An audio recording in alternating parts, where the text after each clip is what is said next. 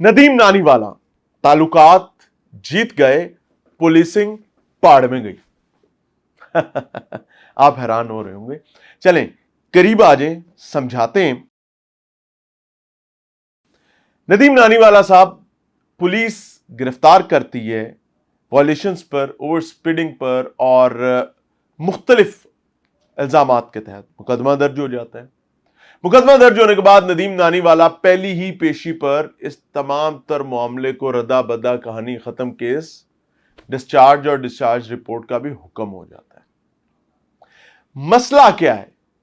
इस तासुर से अपेरेंटली ये लगने लगा कि वो डीएसपी साहब और इंस्पेक्टर जिन्होंने नदीम नानीवाला को चेज किया था, जिन्होंने अपने गाड़ी के ऊपर लगे हुए कैमरा से तमाम चीजें रिकॉर्ड की थी और फिर गालिबन एक मोबाइल से भी रिकॉर्ड हुआ है, सीसीटीवी रिकॉर्ड्स मौजूद हैं।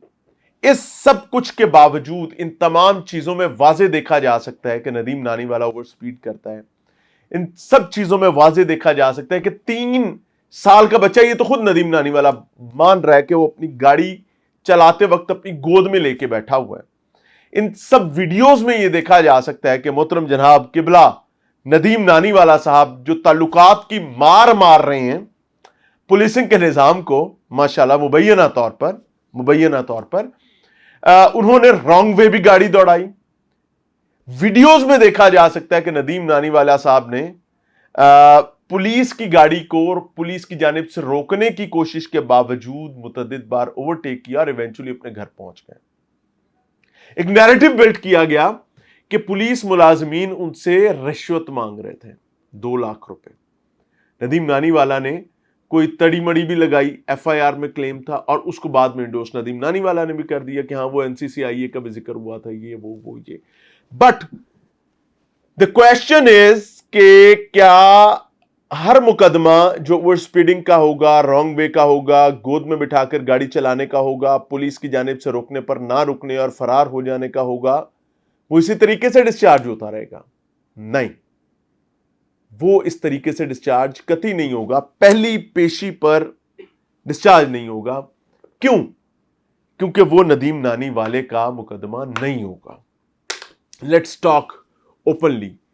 हमारा निजाम अदल, हमारी पुलिसिंग का सिस्टम, हमारे चालान तैयार करने का सिस्टम इतना पैथेटिक है और आज मुझे शर्मिंदगी हो रही है कि पूरी पुलिसिंग के निजाम ने आज अपने उन 2 पुलिस एहलकारों को जिन्होंने एक वायलेटर को रोका, पकड़ा, उसको गिरफ्तार किया, फरार होने के नतीजे में उनको अकेला, तन्हा, बेयारो मददगार छोड़ दिया और उनको ये चीज बता दी कि अगली दफा फड़ना ही ते माड़ा फड़ना ही, तगड़ा पकड़िया ते बेइज्जत भी होएगा, रोलदा भी रहेगा, फिर लोगों को दसदा रहेगा नहीं नहीं नहीं नहीं साहब मैं सच्चा सा, साहब मैं गलत नहीं सा, बस फिर मजबूरी सी।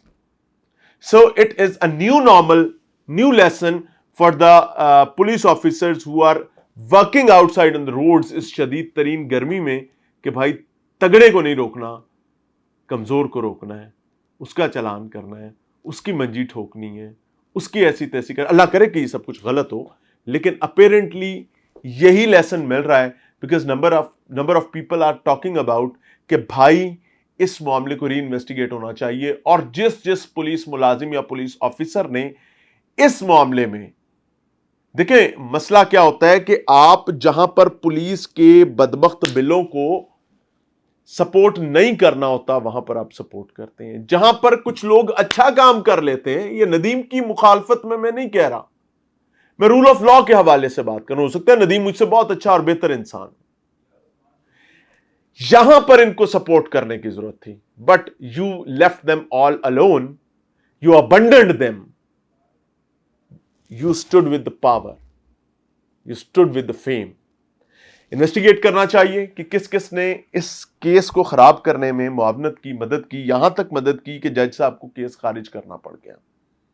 देखें, अदालत ने तमाम मामलात उस तैयारी पर करने होते हैं जो पुलिस या जिम्मेदारान करके जाते हैं। इसका मतलब है there was something wrong, something fishy. I am not anti Nadeem Naniwala, I am not anti anyone. मेरा सवाल सादा सा है कि अगर ये नदीम ना होता, یہ زید ہوتا، بکر ہوتا، ساجا، ماجا، تاجا، گاما ہوتا تو کیا ایسا ہوتا؟ آئی کین بیٹ یو ایسا نہ ہوتا. Think about it.